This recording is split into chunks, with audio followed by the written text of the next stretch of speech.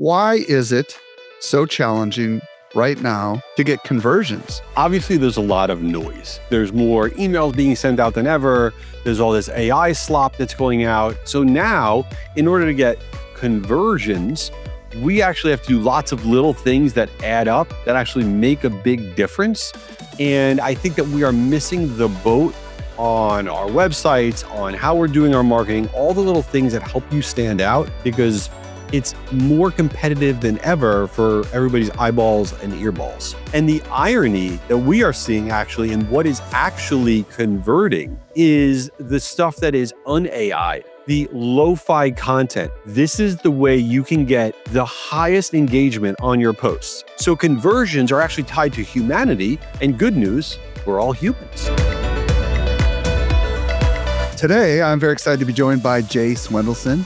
He is a leading expert in demand generation, and he's got a brand new book called Stupider People Have Done It: Marketing Truths, Career Moves, and Life Advice for Doers. He's also the founder of Guru Media Hub, which hosts large online events. Jay, welcome back to the show. How you doing today? I'm doing great. It's an honor to be back. You are a legend. I'm so excited. Anytime I get to spend with you, this is going to be fun. Well, I appreciate all your kind words. Today, Jay and I are going to explore how to increase conversions in 2026. And I don't know anybody who is a marketer that doesn't want more conversions. So I'm just going to start, we're recording this in March. This will be coming out in April of 2026. Why is it so challenging right now to get conversions? Like, what's been going on in the world that's changing that maybe might explain why this is getting a little more difficult to be a marketer? Listen, obviously there's a lot of noise, right? There's a lot of noise. There's more emails being sent out than ever. There's all this AI slop that's going out. And part of the AI slop, okay, is allowing us to just pump out more of everything. We're able to pump out more offers, right? It's easier to get out our offers on social media. It's easier to get our posts on social media. It's easier to do all of that. So now, in order to get conversions, we actually have to do lots of little things that add up that actually make a big difference. And I think that we are missing the boat on our websites, on how we're doing our marketing, all the little things that help you stand out, because it's more competitive than ever for everybody's eyeballs and earballs. So, do you feel there might be a little bit of like, I don't know, hopium going on a little bit here where people are just like hopeful that something's going to work itself out? I mean, what's your thoughts on that? Yeah, I think that people listen. The irony of all the AI stuff, and I love AI, don't get me wrong, is that we all lean into AI, say, wow, AI could do all this for us. So now we can get more conversions. We could do more stuff. And the irony that we are seeing actually in what is actually converting is the stuff that is un-AI'd, which is so ironic. So the lo-fi content, right? The lo-fi, somebody's out there with their product and they're taking their phone out. They're saying, I'm using it this way and check this out. Or they're having an influencer do that. Or even on LinkedIn, lo-fi content. The stuff that doesn't feel like AI was involved is actually what's converting exponentially higher than the stuff that is AI made. I thought it was amazing the other day that Adam Mosseri, who's the head of Instagram, he came out, okay, on Instagram and he said, this is the way you can get the highest engagement on your posts. He said, what you want to do is if there's a dog barking in the background on your video, if there's a car beeping, that's good. Any signals of humanity is what you want in your videos because that's what people want to engage with. They want to engage with what's real. So conversions are actually tied to humanity, and good news, we're all humans. Love it. Okay. So when we were prepping for the show, one of the things we talked about was the idea of growing a database. And I want you to kind of explain conceptually what the heck we're talking about. And then let's, talk about why it's so important. And then we'll get into kind of how we can go about doing something like this. Yeah, I think that this is probably the biggest fail by marketers, consumer marketers, business marketers in general, which is the growth of your database. On an annualized basis, believe it or not, your email database, your database overall, you'll have about 20% attrition. You will lose about 20% of people. Bounced email addresses, people move, people change addresses, 100 different reasons. So 20%. So if you're in longer How often are we losing 20%? annually, Well, that's important. That's huge. I mean, I mean, think how much let's money talk that about is. that for a second, right? You have 1,000 people. That's right. It's 20% in 1 year. That's 800 people. That Right. oh, you still have 1,000 people on the list, but maybe 800 of them are just only paying attention. And then the next year, you take 20% of that. That's 160 less people, right? That's right. So now you're at 680 people, right? Which is almost 40% less of what the entire thing was. So talk about that a little bit, just so people can wrap their head around that. Yeah, and I think that that's the KPI we're not focused on. If you don't have in your dashboard your growth, and your growth is how many people you're losing and how many people you're gaining, right? If this is not something you're looking at weekly, monthly, quarterly, and you're not having that as a focus in terms of growing, and it's not your center, your North Star, you're going to wind up with nobody to market to.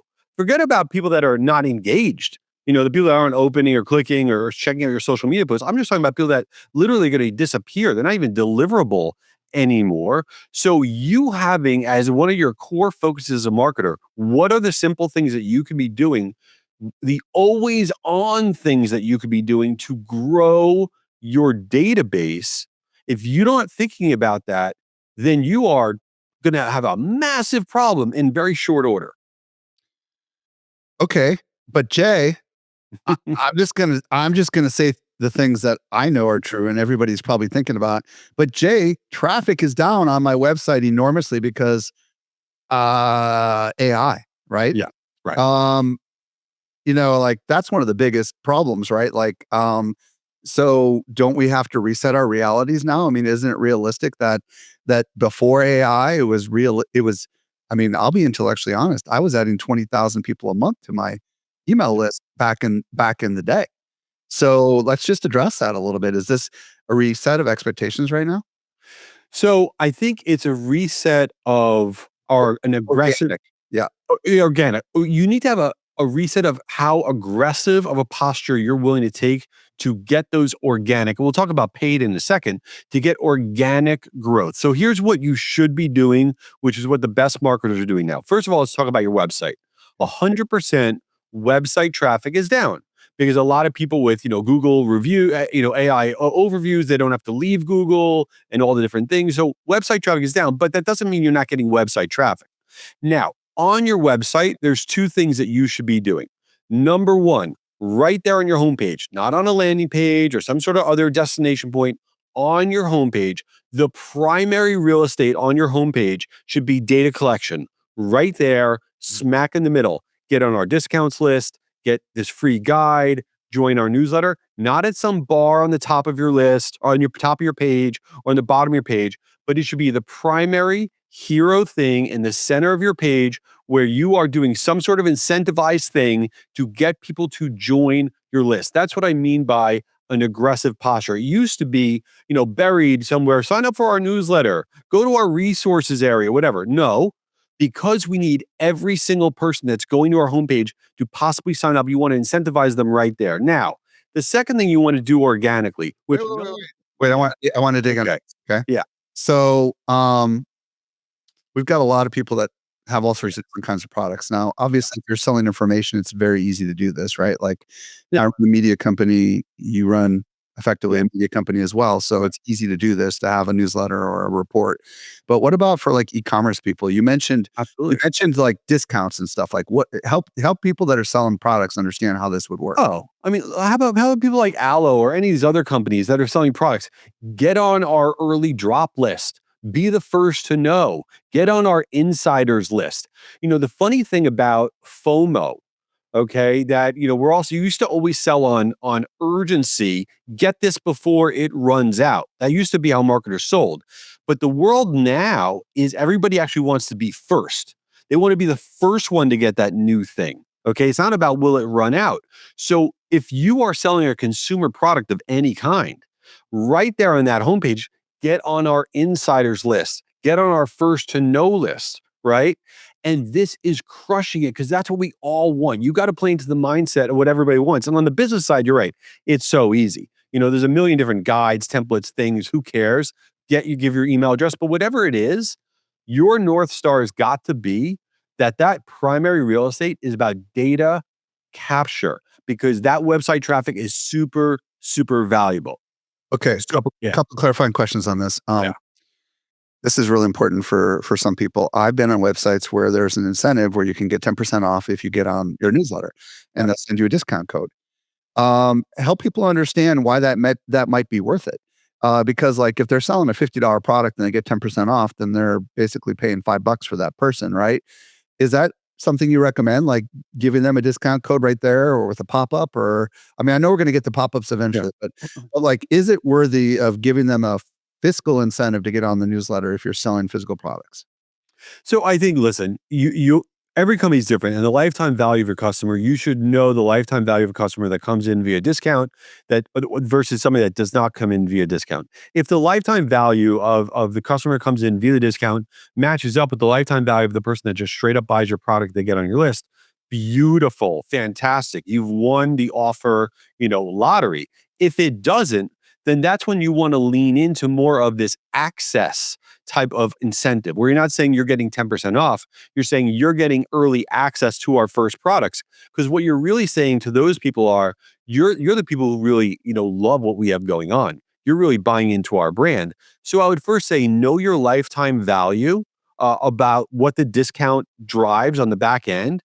And then if the value plays out, then it's a home run. I also think there's seasonality, depending on where you are and discounts and all of that. So there's a lot of different moving levers. But as long as this is what you're thinking about is how do I get people onto my list? That's really, really important. Okay. So I stopped you on the first one. Yeah. You're on a roll, so keep going. Yeah. Yeah. What are some other ways we can get them on the list from our website? Okay, so the website. So this one's going to make me, no one's going to like me, and that's okay. People don't like me. I'm okay with that. But let's talk about pop ups for a second. I lost half your audience just now. Oh, I, because we all know it works.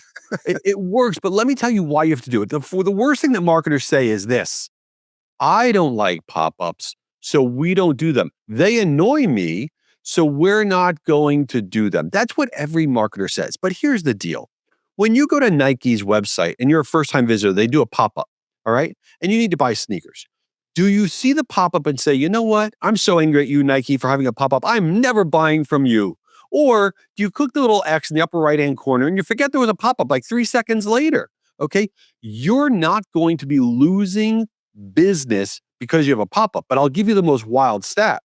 For first time visitors to your website, if you have a pop up that has any kind of incentive, whether it's a guide on the business side, a discount code, early access sign up, whatever it is, any kind of incentive, you will see roughly 5% of first time visitors to your site actually give you their email address. Okay. 5 times visitors to your site, if you're still running that pop up, it'll go up to about 9%. So if you don't have the pop up, you have nothing to show for that traffic, right? You're going to cookie them and retarget them and annoy them. That's garbage. Get their data. Now, the other pop up that everybody sleeps on is timed pop ups. Here's the game: it does not matter what website CMS platform you use, wherever your website is hosted. I don't care if it's the most inferior tool on the planet.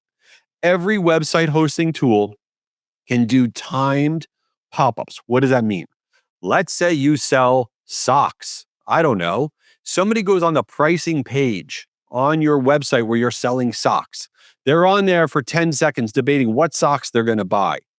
You can pop up a pop up after they're on there for 10 seconds and say, hey, we know you're really into our socks. We love it so much. We're going to give you an extra 10% off if you buy right now. Or they're on the pricing page of your SaaS product, your B2B SaaS product, and they're looking on this pricing page. And then after 30 seconds of looking at your pricing, you pop up a pop up that says, hey, we know you're checking this out. We know this is perfect for you. We want to give you this extra doodad if you sign up right now. And it doesn't have to be just your pricing page. It could be on your resources page. It could be on any page. But timed pop ups based on the person's activity crush it. You're talking about over 10% conversions on those pop-ups when they're on the timed units. It's incredible. Okay, this is coming out just days before Social Media Marketing World, so I can kind of expose this, if you will, to the world right now. But if you go to our sales page and you click on the page that's got all the prices for all the different ticket types, and you're there for a certain period of time, we pop up $100 extra off, and it really does work. Now, there's some people saying, "Yeah, but if I didn't pop it up, they might have paid $100 more." What do you want to say to that? Okay, great. And you know what? maybe they wouldn't have. Yeah, they This might, is because it's a complex purchase. They might have come back later, right? right. A lot of things might happen, but the bottom line is we're trying to get as many conversions as possible. And you're like, I don't want to annoy people. Maybe they would have paid more. Maybe they would have done 7 other things. Guess what? We need their business. We need them on our list. Okay. If you want to play a game of what ifs, that's great. Go out of business. And that's a fantastic way to operate. We need to do everything we can. That's why I say aggressive posture. And then, one other thing, just to talk about bringing people back to the website. Okay, before we get into any kind of like paid meter or any of that stuff, the secret sauce thing that we are seeing right now in terms of getting traffic back to your website from all the AI tools, right? The one simple thing that you could do, everybody's sleeping on, is everybody's got evergreen stuff on their site. We have evergreen content, right? The 10 best running shoes, right? The 10 best HR software tools. Everybody's got evergreen content and offers. The AI tools, doesn't matter if it's ChatGPT or Claude or you name it, what they want is recency signals. That is the number one thing that they want. If you go back to all of your offers, if you go back to all of your content and you just add in the month and the year, okay, the 10 best running shoes, April 2026, the 10 best HR software tools, April 2026. You add it back to all of your old blog posts, you add the month and the year. AI tools are picking up anything that has a recency signal. All right. Sales, right? The Nike sale for sneakers, our summer sale 2026.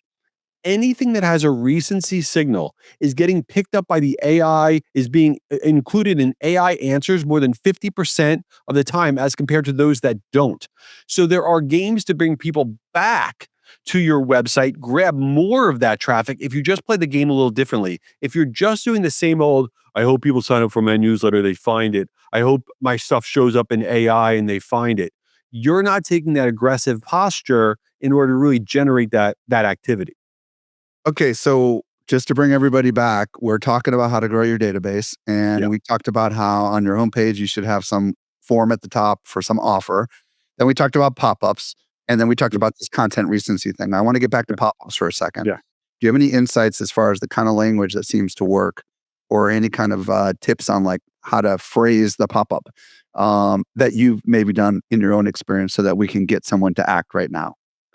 The one version that I think works the best, but you have to really, I think everybody needs to add more humanity to their marketing. Everybody. And this one works really well across any kind of brand.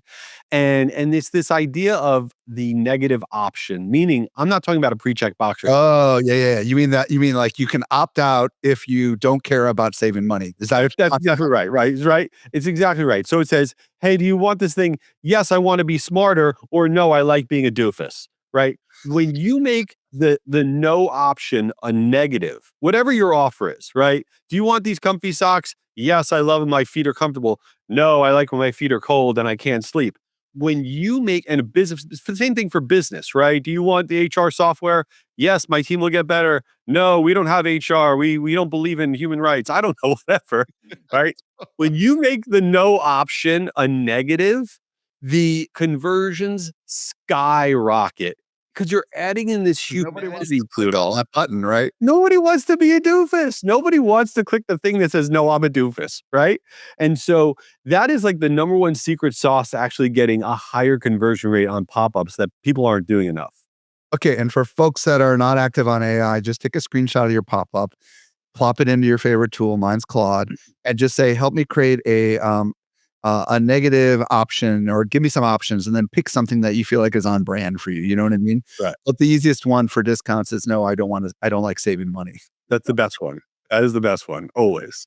I love it. Okay. So, talk about, we've hinted a couple times Mm. about how you can actually pay to acquire, Yeah. um, grow your database. So talk to me a little bit about like your thoughts on that.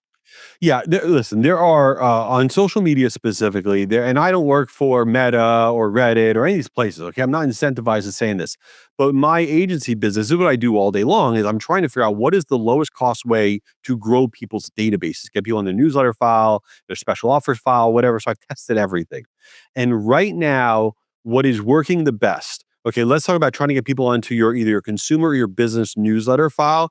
There are two spots that are absolutely crushing it.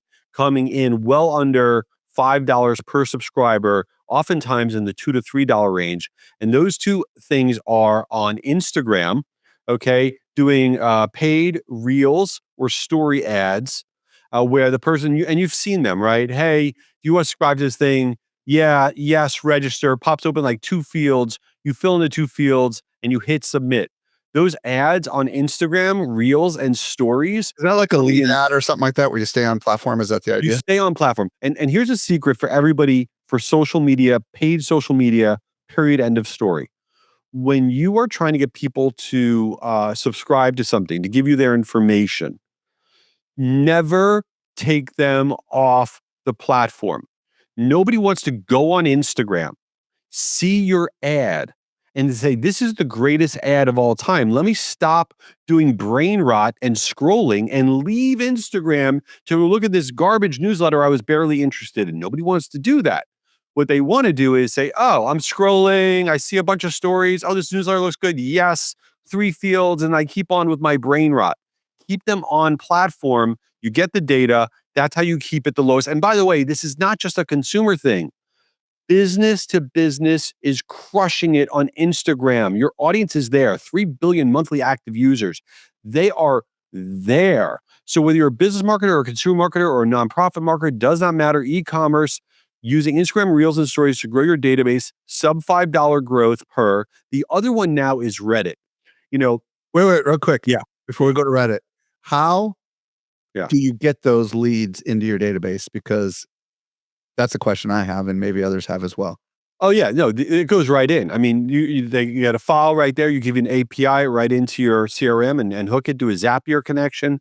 This is not hard. So I most mean, there is email some this. platforms of choice have some sort of connector, Yeah, better word, absolutely. so so you don't have to go into Messenger No, and grab it or anything like no, that. Okay. you can automate all of this. Well, the next question is, are they pre-filled typically or not? It really depends on what you're collecting. Usually, the email address field is pre-filled with whatever the email address is that you're using on Instagram, and then you have the option to ask, whatever other things you want to ask. Obviously, the less you ask, the cheaper the cost per acquisition is going to be. But usually, we try to max out at about 3 fields on things like Instagram, because if you go too much further, you're just going to lose people. The cost goes into the stratosphere. And listen, I love LinkedIn. I'm a LinkedIn guy. But running the same program on LinkedIn, you're going to be looking at 4 or 5x the cost going after the same audience. It Mhm. just is what it is, for B2B and B2C. So that's why I'm a bigger fan right now of Instagram and Reddit too. I can take you through Reddit. Okay, cool. Yeah. So for people that are mostly focused on organic, Yeah. this is a way to acquire people, but it sounds like the benefit here is you can do super specific targeting, right? Super Obviously, targeting if and you're low not budget. like I don't want to have to pay $3 to $5 because that could get really expensive, is what I'm thinking. But at the same time, I guess if it's super targeted, and I track them really, really well inside my database, that could be a lot. That those could turn into a pretty big return on investment down the road if those are qualified, right? 100%. And listen, maybe $3 to $5 is expensive, but really you have to see what the value of your newsletter is, what you are putting out. I wouldn't say you want to start doing this until you knew that you had, good content, you had a good funnel, you had a good, nurture cycle, all those different things with your actual newsletter or whatever your VIP list is that you're building. But growing your list organically is just hard, Yep. right? So you got to find a few levers that This you might can. be the future of the way we have to do it. Let's be Yeah, yeah. honest, right? Yeah, organic social is like half dead. I mean, it really is. Yeah, and organic traffic coming in from Google is dying as well. Yeah, So right. this is the reality of the situation that we're in, is that we're gonna have to do something that costs money, that we'll have to pay to someone else in order to be able to do this.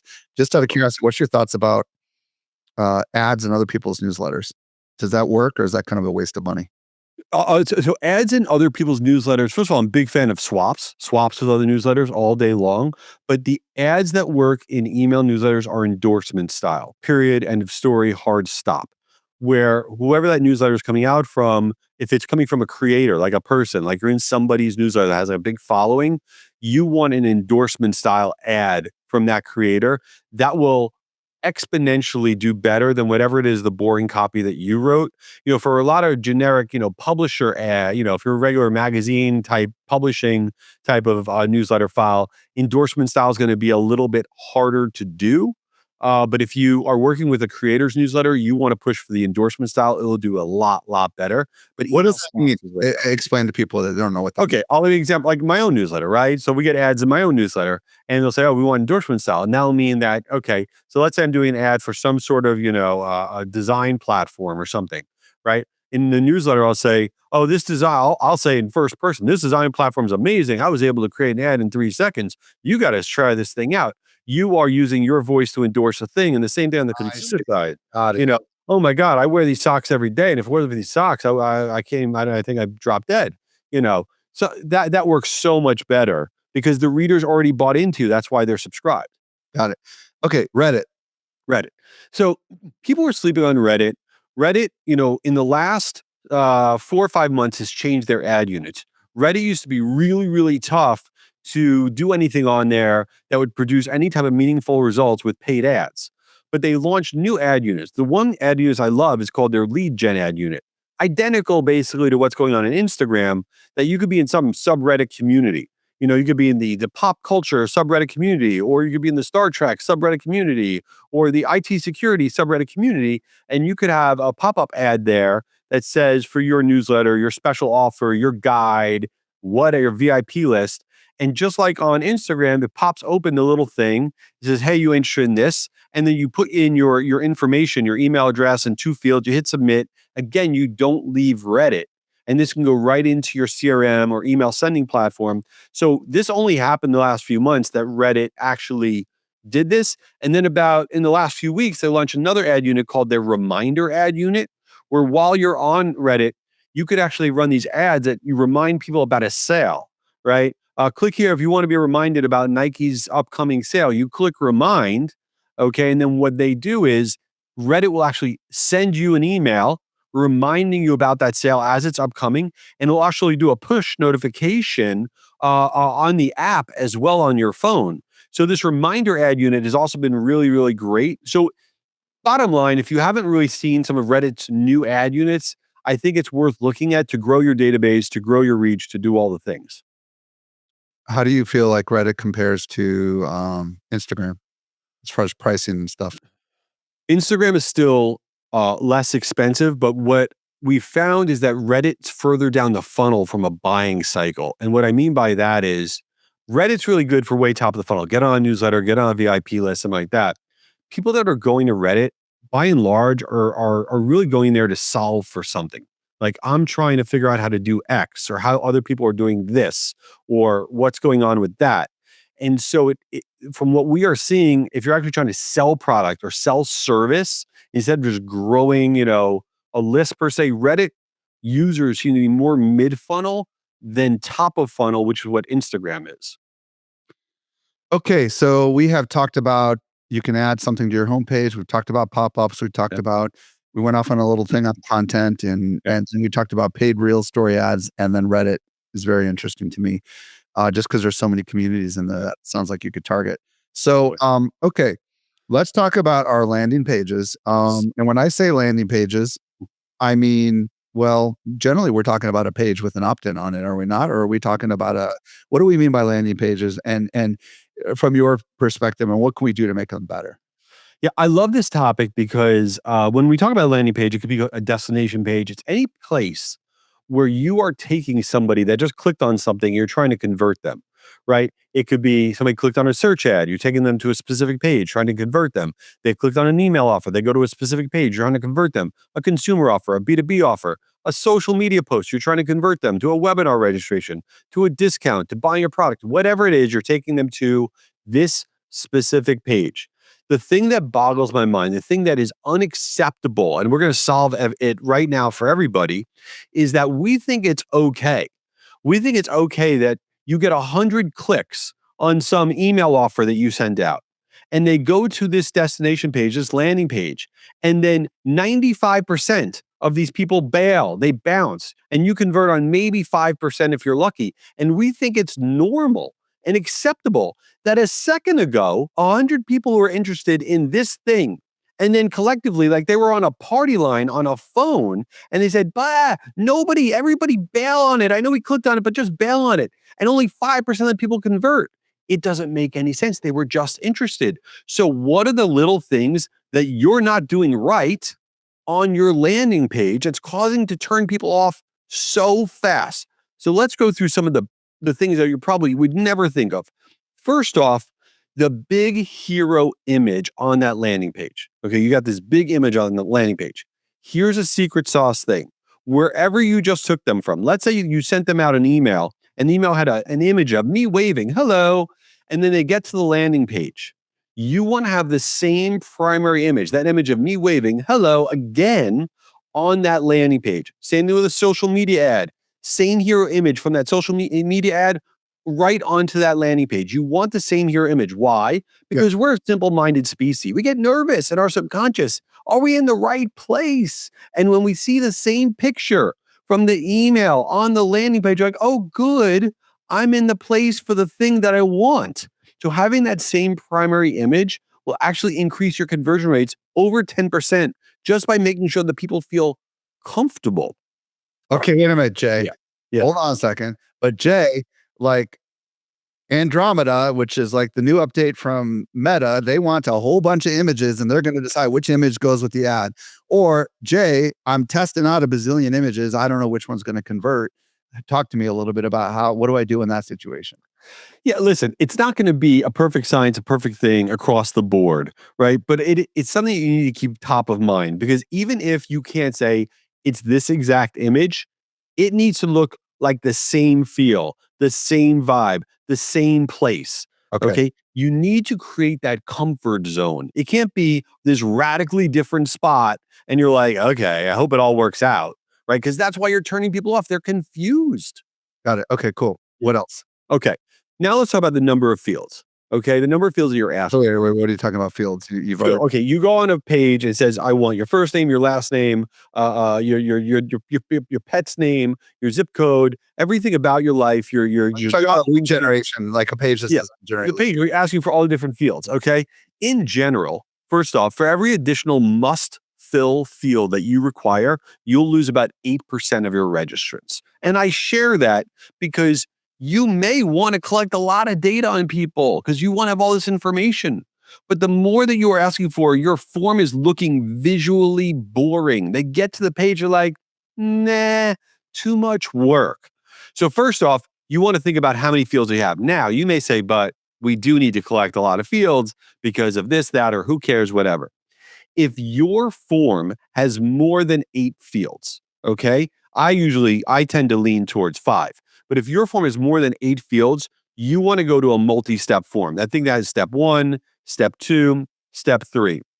You don't want somebody to show up to your page and see 8 fields that they have to fill in because it doesn't matter. They look at it and it feels like work to them and it turns them off. And that's why they're part of that 95% that's leaving. So if you've never tested that multi-step form and you have more than 8 fields that you're collecting, this is probably the primary reason that you're losing conversions. And once somebody, and everybody out there knows this, once you've given a little bit of data, you feel kind of like half screwed. You're like, they already got half of it.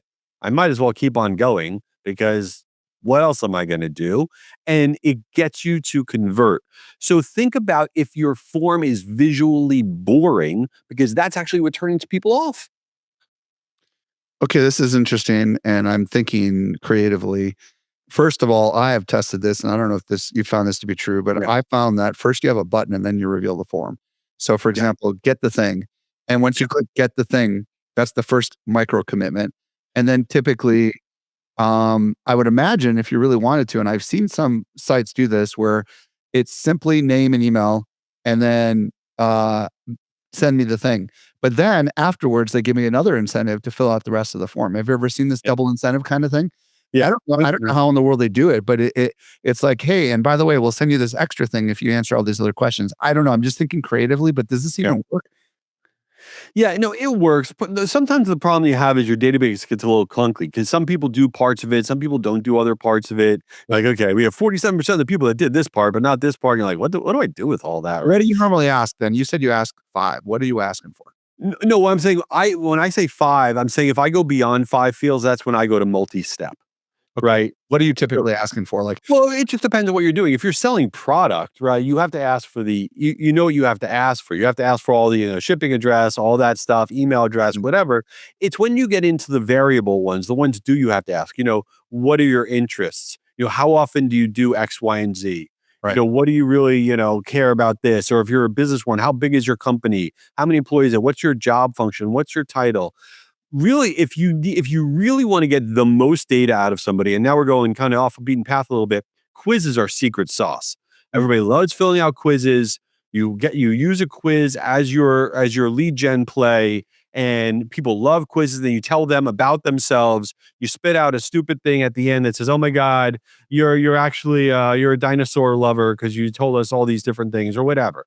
But quizzes actually crush it because then you also have all the information you could ever need about that person. But let's come back to what else you could do on that landing page to get conversions, because enough talking about dinosaurs. So we've talked about the number of fields. I want to talk for a second about what happens at the bottom. You have a button at the bottom. Okay. You have that conversion button. And if anybody out there on your destination page, your landing page, if you have your button language, it says the word submit, you probably should stop listening, get a new job outside of marketing, because that's ridiculous. It's the worst word in the history of marketing. I don't even know how it got into marketing. It's actually weird if you step back and think yeah, about I it. know. It's like, what am I submitting to? Exactly. Right. It's just very, very strange. So, what should it say? Okay. What you really wanted to say is two things. Number one, it should be written in first person and it should repeat the awesomeness of the offer, right? It should say, let's say you're selling insurance quotes. Yes, exclamation mark. I want my 3 free quotes, right? Yes, count me in for this awesome webinar. You know, have it written in first person and then repeat the offer, because what you're doing is you're building that last vote of confidence where the person's like, yes, that is what I want. And they're not going to look at the button and be like, this button rocks. I love this button. But quickly, as they're moving fast and they're subconscious, like, I like this. This is what I need. Done. Yeah. On Social Media Examiner's homepage, our button says, yes, I want to be a better marketer. And Boom. when you click on it, then it pops open the fields and then it says, send me a copy. Exactly. And it probably should say, send me my copy, but um, But that's it. so First person. yeah. Okay. What about social proof? Okay.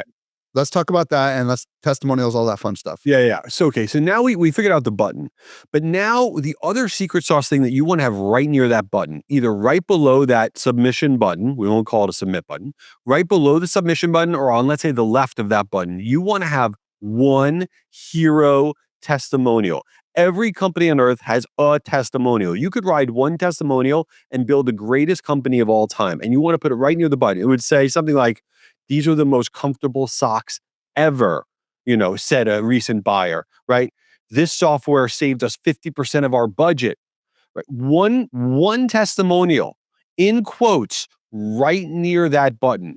It is that final vote of confidence that the person's like, okay, somebody else likes it. And then the other thing that you want to think about, the two other things that are you want to think about is have logos on that page, on your destination page, on that landing page. Have logos of other major companies that you've partnered with, that your brand has done anything with. Any type of logos on that page, because when the person gets to that page, you're like, is this company legit? Should I work with them? And then they see this testimonial, they see these logos, and then the last secret sauce is awards. People sleep on awards. I don't care, okay, if you won the MVP award on the softball team when you were 9. It doesn't matter. You put any awards that your company has won of any kind and you put it on that destination page. Because when that person's like, should I buy this thing? Like, well, they won some awards. Nobody actually cares what the awards are. I have no idea what any award is. I just know, oh, they won something. They're legit. They have logos. They have a testimonial. If you do these things, This is how you increase your conversions. It sounds gimmicky and cheesy, but welcome to marketing. The people that are successful are the ones doing the tiny little things, right? They say the riches are in the niches, right? It's all about doing these little things, and that's what we have to focus on. How how long should this landing page be? As short as humanly possible. I mean, no scroll landing pages. If you could have a no scroll landing page, it's all right there. Amazing. And then the last piece of it is if you have a navigation bar on your landing page, again, horrendous, unacceptable. You need to trap them. Okay. You need to trap these people. It's like Love Island. They bring these people that they can't get off. They don't like each other when they get there, but by the end, they're in love because there's nobody else to look at. Okay? It's the same idea on your landing page. They get to your destination page. If you have links going off of that page, if you have your standard nav bar on that page, they're going to leave. The only thing they should be able to do on that page is convert. That's it. That's how your conversion rate goes up. Okay, what about mobile versus desktop? Because obviously it's almost impossible to get it on a page if it's on a Yeah. mobile device. So what's your thoughts on that? Do you have any insights for mobile stuff? Listen, obviously the mobile everything's mobile first. And you and the most important thing is you're not going to be able to do everything we just said. It's very very hard mobile first. But what I will say, the mistake that people make is when they're testing things, when they're setting things up, they look at all their pretty pictures on their computer. Don't do that. Right. Test everything on your phone. Look at your emails you're sending on your phone. Look at your social ads on your phone. I mean, on the email side alone, to give you an example, over 70% of primary opens, which is the first time somebody opens up an email, business or consumer, is on their phone. So whenever you're setting up any of your marketing, your landing pages or whatever, look at it at the experience mobile first, because that's where the majority of things are happening, unless you're selling to people that have an AOL address and are 900 years old. Hey man, I have one, but I don't use it anymore. You probably have. I live in Boca Raton. I could say that type of stuff. So um what happens after they hit the submit button? Is there any tips that Yeah. I called it a submit button, but we know what Yeah. I mean. Yes. What happens after they either purchase or after they've completed the form? So maybe under thought about things that we can do Yeah. after that. I'm glad you brought that up. It's probably the most underutilized real estate on your website, right? You go ahead and you buy. I'll never forget. So recently, my son just went off to college, and we got him this filter, this big filter thing for his dorm room because there's like no good airflow or whatever. And then after we bought this filter thing on this website, which whatever, there was another page which had all this other stuff that we could buy that could make a healthy, air and whatever. I ended up buying all this other junk that I was like, oh my God, why'd I buy all this? But the reason I bought it is because what happens is you get excited like, oh, I'm into this brand in this moment, in this second, and you buy it. And that real estate, that thank you page, the worst thing that you can do is just say thank you, and your thing will ship out soon, right? Horrendous. You want to say you got that? Well, you'll also love these three things. Okay, and this is for business marketers and consumer marketers. They sign for a webinar. You love that webinar? You should download these three guides. You like this product, you love these products. There is no higher click-through rate, no higher click-through rate that you will have anywhere on your website than on that post page, than that post submission page for the offers that you put on that page in that moment. If you're not intentional and thinking about those offers lining up with where the person just came from, you're leaving the best real estate that you have on your website untouched. What about on a freebie? Like a resource or whatever. Any thoughts on what to do after they get to that quote unquote thank you page? Because they're not ready to buy, obviously, because you're going to mail them something free. How can we take advantage of that without selling them on something? Any thoughts? Yeah. Yeah, I think that there's more freebies to give. And then this is where you start to get into a little bit of sophisticated marketer. You'll have other freebies, and then you'll see those people that take advantage of the other freebies. And then what I would be doing is tracking, okay, if somebody took advantage of, two freebies versus just the original freebie, what is the difference in that person? Right? Is the two freebie person converting, 2x versus the one freebie person? And then you start to kind of play that game and see how you could segment your database. But there's no scenario of what you are getting somebody to convert on that you shouldn't be giving them additional offers on that page. Okay. Last question. One click actions. in the email inbox. A lot of email providers allow someone to simply click a link to get something, Yeah. and it triggers an action behind the scenes. Um, any thoughts on using that, because the friction is like almost nothing, right? Yeah. What do you use them? Do you recommend them? Yeah, no, I'm all about the reason that the one click thing is very very important. Taking a one click action is that in order to stay in the somebody's inbox nowadays, it has nothing to do if you put the word free in the subject line or something nonsense like that. It's the person's engagement with the emails that you're sending to them, right? And the problem is opens are viewed as very limited engagement by email providers, right? By the email inbox providers. But clicks are magic. If somebody clicks, Mm. then the next time you send them an email, it's going to stay in that person's inbox. So getting them to click on anything is critical now. And these one-click motions work really, really, really, really well. One of the things that works well, if you've never tested, is one-click quizzes. Give people two options as if it's a quiz, this one or that one, and Oh, and you can track them on the back end, huh? and then you got it. You won. And you also have the data, right? You know what they're interested in. So the one-click motion is helpful for data as well as deliverability.